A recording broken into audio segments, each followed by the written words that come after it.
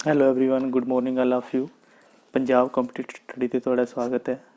ਸ਼ੁਰੂ ਕਰਦੇ ਹਾਂ ਜੀ 22 ਤੇ 23 ਮਈ ਦੀ ਇੰਪੋਰਟੈਂਟ ਕਰੰਟ ਅਫੇਅਰ ਤੇ ਨਾਲ ਸਟੈਟਿਕ ਜੀਕੇ ਵੀ ਤੇ ਹੋਰ ਇੰਪੋਰਟੈਂਟ ਜਾਣਕਾਰੀ ਤੁਹਾਡੇ ਨਾਲ ਸਾਂਝੀ ਕਰਾਂਗੇ ਇਸ ਵੀਡੀਓ ਵਿੱਚ।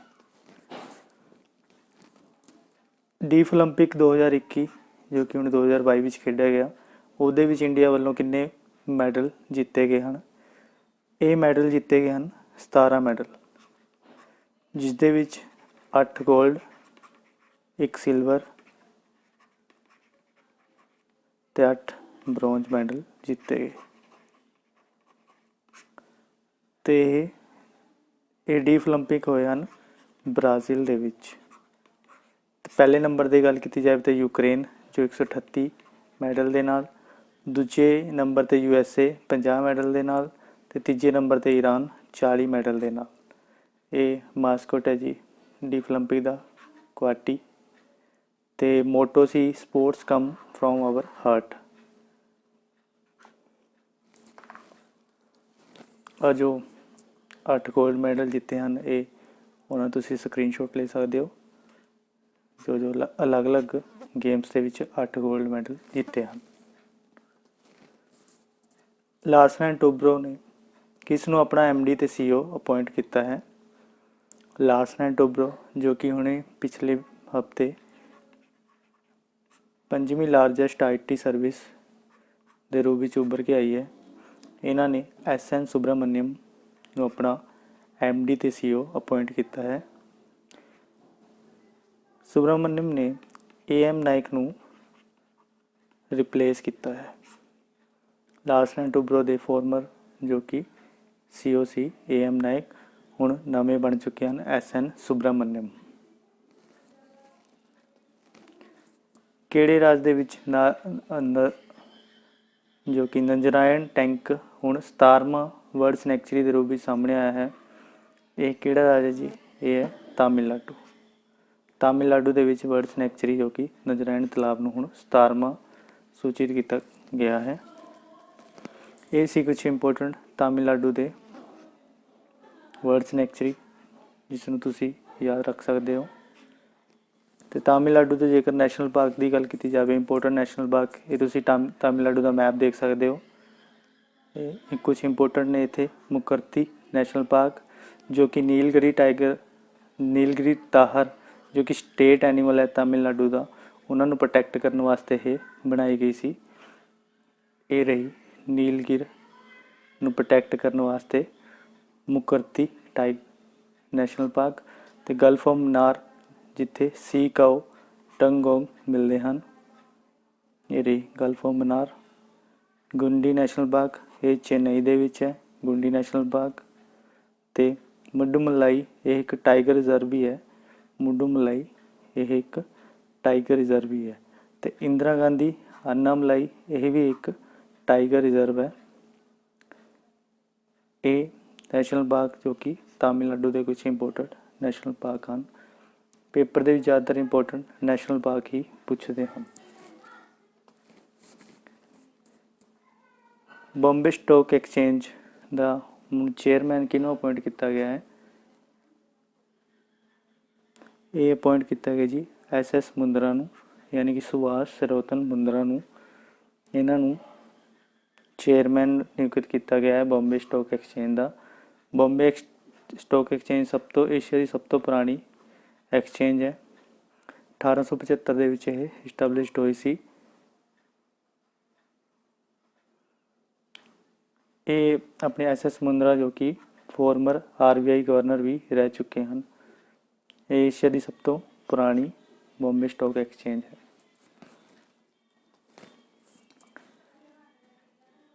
ਅੰਬੂਜਾ ਸੀਮੈਂਟ ਨੂੰ ਕਿਸ ਨੇ ਖਰੀਦ ਲਿਆ ਹੈ? ACC $10.5 ਬਿਲੀਅਨ ਦੇ ਵਿੱਚ ਇਹ ਖਰੀਦ ਲਿਆ ਜੀ ਅਦਾਨੀ ਗਰੁੱਪ ਨੇ।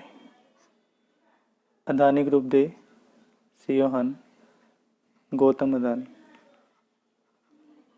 MD ਦੇ CEO ਗੌਤਮ ਅਦਾਨੀ।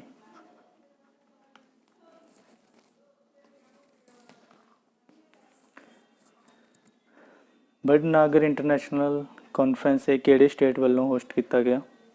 ਵਡਨਗਰ जो कि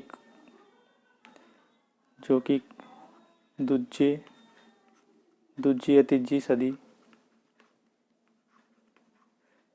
ਸੈਕਿੰਡ ਜਾਂ ਥਰਡ ਏਡੀ ਦੇ ਵਿੱਚ ਇਹ ਸ਼ਹਿਰ ਵਸਾਇਆ ਗਿਆ ਸੀ ਬਟਨਾਗਰ। ਇੱਥੇ ਇੰਟਰਨੈਸ਼ਨਲ ਕਾਨਫਰੰਸ ਹੁਣ ਇਹ ਮਨਾਇਆ ਜਾ ਰਿਹਾ ਹੈ। ਇਹ ਹੋਸਟ ਕਰ ਰਿਹਾ ਜੀ ਗੁਜਰਾਤ ਦੇ ਵਿੱਚ ਹੈ ਬਟਨਾਗਰ ਸ਼ਹਿਰ।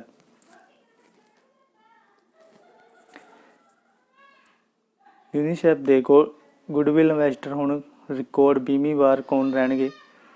ਇੰਡੀਆ ਦੇ ਨੇ ਯੂਨੀਸੈਫ ਦੇ ਗੁੱਡਵਿਲ ਇੰਵੈਸਟਰ ਸਚਿਨ ਤੇਂਦੁਲਕਰ, ਜੋ ਕਿ ਲਗਾਤਾਰ 20ਵੀਂ ਸਾਲ ਦੇ ਲਈ ਇਹਨਾਂ ਨੂੰ ਅਪੋਇੰਟ ਕੀਤਾ ਗਿਆ ਹੈ।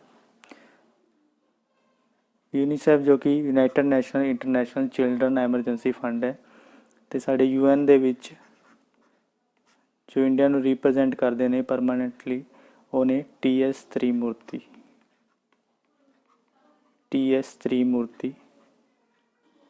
UN ਦੇ ਵਿੱਚ ਇੰਡੀਆ ਨੂੰ ਰਿਪਰੈਜ਼ੈਂਟ ਕਰਦੇ ਹਨ। UN ਦਾ ਹੈੱਡਕੁਆਟਰ ਹੈ ਨਿਊਯਾਰਕ ਦੇ ਵਿੱਚ। ਸੁਪੋਸ਼ਿਤ ਮਾਹ ਅਭਿਆਨ ਇਹਦਾ ਦੂਜਾ ਫੇਜ਼ ਕਿੱਥੇ ਸ਼ੁਰੂ ਹੋਇਆ ਹੈ? ਦੂਜਾ ਫੇਜ਼ ਇਹ ਰਾਜਸਥਾਨ ਦੇ ਕੋਟਾ ਦੇ ਵਿੱਚ ਸ਼ੁਰੂ ਹੋਇਆ ਹੈ।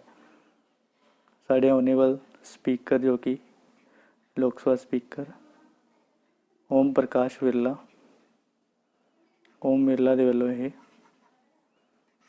ਇਨੈਗਰੇਟ ਕੀਤਾ ਗਿਆ, ਜਿਸ ਦੇ ਵਿੱਚ 3000 ਮਾਤਾਵਾਂ ਨੂੰ 9 ਮਹੀਨੇ ਲਈ ਨਿਊਟ੍ਰੀਸ਼ਨ ਕਿੱਟ ਮਿਲੂਗੀ, ਜਿਸ ਦੇ ਨਾਲ ਪਬਲਿਕ ਸਪੋਰਟ ਅਤੇ ਹੈਲਥ ਚੈੱਕਅਪ ਵੀ ਇਹ ਡੇਲੀ ਕਾਊਂਟ 'ਤੇ ਵੀ ਇਸ ਦੇ ਸਕੀਮ ਦੇ ਰਾਹੀਂ ਇਹ ਮਿਲੂਗਾ। ਸੁਪੋਸ਼ਿਤ ਮਾਂ ਅਭਿਆਨ ਜੋ ਕਿ ਕੋਟਾ ਦੇ ਵਿੱਚ ਸ਼ੁਰੂ ਹੋਈ। ਸਿਵਲ ਲਿਸਟ 2022 IAS ਅਫਸਰ ਦੀ ਇਹ ਈ-ਬੁੱਕ ਕਿਸ ਵੱਲੋਂ ਰਿਲੀਜ਼ ਕੀਤੀ ਗਈ? ਇਹ ਰਿਲੀਜ਼ ਕੀਤੀ ਗਈ ਜਤਿੰਦਰ ਸਿੰਘ ਵੱਲੋਂ ਇਹ, ਜੋ ਕਿ ਸਾਡੇ ਯੂਨੀਅਨ ਮਿਨਿਸਟਰ ਹਨ, ਇਹਨਾਂ ਵੱਲੋਂ ਇਹ ਈ-ਬੁੱਕ ਲਾਂਚ ਕੀਤੀ ਗਈ। ਕਿਹੜਾ ਸਟੇਟ ਹੈ ਜੀ ਇੰਡੀਆ ਦਾ ਜਿਸ ਨੂੰ FDI ਇਕੁਇਟੀ ਦੇ ਲਈ 2021 ਦੇ 22 ਫਾਈਨੈਂਸ਼ੀਅਲ ਈਅਰ ਦੇ ਲਈ ਟੌਪ 'ਤੇ ਇਨਵੈਸਟਮੈਂਟ ਮਿਲੀ ਹੈ, ਫੋਰਨ ਡਾਇਰੈਕਟ ਇਨਵੈਸਟਮੈਂਟ ਜੋ ਕਿ FDI ਹੈ। ਇਹ ਹੈ ਕਰਨਾਟਕਾ ਨੂੰ ਪੂਰੇ ਇੰਡੀਆ ਦੀ ਗੱਲ ਕੀਤੀ ਜਾਵੇ ਤਾਂ ਪੂਰੇ ਇੰਡੀਆ ਨੂੰ $83.57 ਬਿਲੀਅਨ ਦੀ FDI ਜੋ ਕਿ ਫੋਰਨ ਡਾਇਰੈਕਟ ਇਨਵੈਸਟਮੈਂਟ ਹੋਈ ਹੈ, ਜਿਸ ਦੇ ਵਿੱਚ ਕਰਨਾਟਕਾ ਟੌਪ 'ਤੇ ਰਿਹਾ, ਦੂਜੇ ਨੰਬਰ 'ਤੇ ਮਹਾਰਾਸ਼ਟਰ, ਤੀਜੇ 'ਤੇ ਦਿੱਲੀ। ਪਹਿਲੇ 'ਤੇ ਕਰਨਾਟਕਾ, ਦੂਜੇ 'ਤੇ ਮਹਾਰਾਸ਼ਟਰ ਅਤੇ ਤੀਸਰੇ ਨੰਬਰ 'ਤੇ ਰਿਹਾ ਦਿੱਲੀ। ਕਰਨਾਟਕਾ ਦੇ ਵਿੱਚ ਬਸਵਰਾਜ ਬੋਮਾ ਦੀ ਸਰਕਾਰ ਹੈ ਅਤੇ ਥਾਵਰ ਚੰਦ ਗਹਿਲੋਤ ਇੱਥੋਂ ਦੇ ਗਵਰਨਰ ਹਨ। ਸੈਂਟਰ ਵੱਲੋਂ ਅਨਾਊਂਸ ਕੀਤਾ ਗਿਆ ਕਾਟਨ ਕਾਉਂਸਿਲ ਆਫ ਇੰਡੀਆ ਦੀ ਉਹਦੀ ਚੇਅਰਮੈਨਸ਼ਿਪ ਕੌਣ ਕਰੂਗਾ? ਫੋਰਮੇਸ਼ਨ ਹੋਈ ਹੈ ਜੀ cotton council of India the.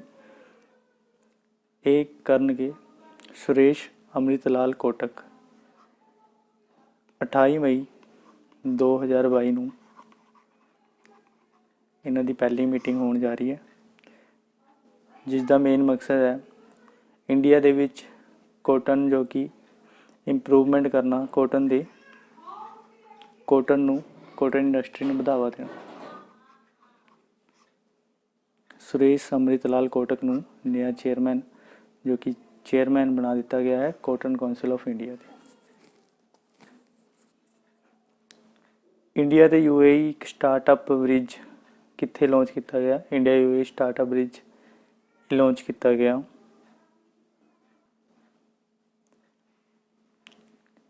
India ਵੱਲੋਂ ਕਮਰਸ ਮਿਨਿਸਟਰ ਸਾਡੇ ਪਿਊਸ਼ ਗੋਇਲ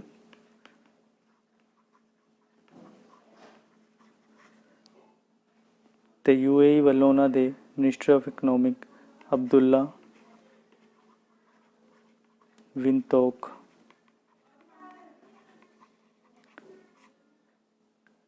ਨੇ ਸਟਾਰਟਅਪ ਬ੍ਰਿਜ ਦੇ ਵਿੱਚ ਹਿੱਸਾ ਲਿਆ। ਇਹ summit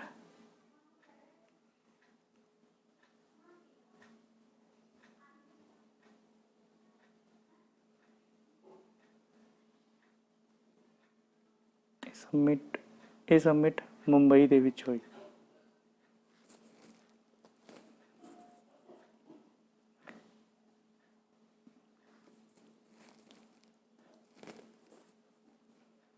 Which country has chaired the BRICS foreign minister meet in 2022? BRICS ਵਿਦੇਸ਼ੀ ਮੰਤਰੀਆਂ ਦੀ ਮੀਟਿੰਗ ਕਿਹੜੇ ਦੇਸ਼ ਦੀ ਪ੍ਰਧਾਨਗੀ ਕਰੇਗਾ? ਬ੍ਰਿਕਸ ਜੋ ਕਿ ਹੁਣ ਬ੍ਰਿਕਸ ਦਾ ਸੰਮੇਲਨ ਹੋਣ ਜਾ ਰਿਹਾ ਹੈ ਚਾਈਨਾ ਦੇ ਵਿੱਚ, ਤਾਂ ਜਿਹੜੇ ਵੀ ਬ੍ਰਿਕਸ 'ਤੇ ਮੀਟਿੰਗ ਹੋਣਗੇ ਉਹ ਚਾਹੇ ਕੋਈ ਵੀ ਮਿਨਿਸਟਰ ਦੀ ਮੀਟਿੰਗ ਹੋਏ ਉਹ ਚਾਈਨਾ ਦੇ ਵਿੱਚ ਹੋਣਗੇ। ਬ੍ਰਿਕਸ ਫੋਰਮ ਮਿਨਿਸਟਰ ਦੀ ਮੀਟਿੰਗ ਵੀ ਚਾਈਨਾ ਦੀ ਪ੍ਰਧਾਨਗੀ ਹੇਠ ਹੋਈ ਹੈ। ਇਸ ਤੋਂ ਪਹਿਲਾਂ ਬ੍ਰਿਕਸ ਦੀ ਪ੍ਰਧਾਨਗੀ ਇੰਡੀਆ ਵੱਲੋਂ ਹੋਈ ਸੀ, ਉਸ ਤੋਂ ਬਾਅਦ ਚਾਈਨਾ, ਉਸ ਤੋਂ ਬਾਅਦ ਸਾਊਥ ਅਫਰੀਕਾ। ਥੀਮ ਕੀ ਹੈ 2022 ਦਾ? BRICS 2022 foster high quality BRICS partnership usher in new era of global development. Assam rifle ਤੇ ਐਕਸਿਸ ਬੈਂਕ ਪਾਰਟਨਰ ਨੇ centre of excellence and wellness ਕਿਹੜੇ ਸਟੇਟ ਦੇ ਵਿੱਚ ਸਟੈਬਲਿਸ਼ ਕੀਤਾ ਹੈ? ਐਕਚੁਅਲੀ ਅਸਾਮ ਰਾਈਫਲ ਤੇ ਐਕਸਿਸ ਬੈਂਕ ਤੇ ਨਾਈਡੋ ਯਾਨੀ ਕਿ national integrated and education development organisation ਵੱਲੋਂ ਇਹ MOU ਸਾਈਨ ਹੋਇਆ ਹੈ। ਇਹ ਕਰਨਗੇ, ਇਹ ਕਿੱਥੇ ਬਣਾਉਣਗੇ? ਨਾਗਾਲੈਂਡ ਦੇ ਵਿੱਚ। ਨਾਗਾਲੈਂਡ ਦੇ ਵਿੱਚ ਇਹ 30 ਬੱਚਿਆਂ ਦੇ ਬॉयਜ਼ ਐਂਡ ਗਰਲ ਦੇ ਇੱਕ ਸਮੂਹ ਬਣਾਉਣਗੇ, ਜਿਸ ਦੇ ਵਿੱਚ ਉਹ ਫ੍ਰੀ ਰੈਜ਼ੀਡੈਂਟਲ ਕੋਚਿੰਗ ਅਤੇ ਉੱਥੇ ਦੇ ਬੱਚਿਆਂ ਨੂੰ ਮੈਡੀਕਲ ਅਤੇ ਇੰਜੀਨੀਅਰਿੰਗ ਕਾਲਜ ਦੀ ਐਂਟਰੀ ਵਾਸਤੇ ਮੁਫਤ ਸਿੱਖਿਆ ਅਤੇ ਰਹਿਣ ਲਈ ਵਿਵਸਥਾ ਕਰਨਗੇ। ਇਹ MOU ਇਹ ਅਸਾਮ ਰਾਈਫਲ, ਐਕਸਿਸ ਬੈਂਕ ਅਤੇ ਨਾਇਡੋ ਵੱਲੋਂ ਇਹ ਸਾਈਨ ਕੀਤਾ ਗਿਆ। ਰਾਜੀਵ ਰੰਜਨ ਤੇ ਸਿਧੀਕਾਂਤਾ ਪਟਨਾਇਕ ਇਹ ਐਗਜ਼ੀਕਿਊਟਿਵ ਡਾਇਰੈਕਟਰ ਕਿੱਥੇ ਬਣੇ ਹਨ? ਇਹ ਐਗਜ਼ੀਕਿਊਟਿਵ ਡਾਇਰੈਕਟਰ ਬਣੇ ਹਨ RBI ਦੇ। RBI ਜੋ ਕਿ ਰਿਜ਼ਰਵ ਬੈਂਕ ਆਫ ਇੰਡੀਆ, ਜਿਸ ਦੇ ਗਵਰਨਰ ਹਨ ਸ਼ਕਤੀਕਾਂਤ ਦਾਸ।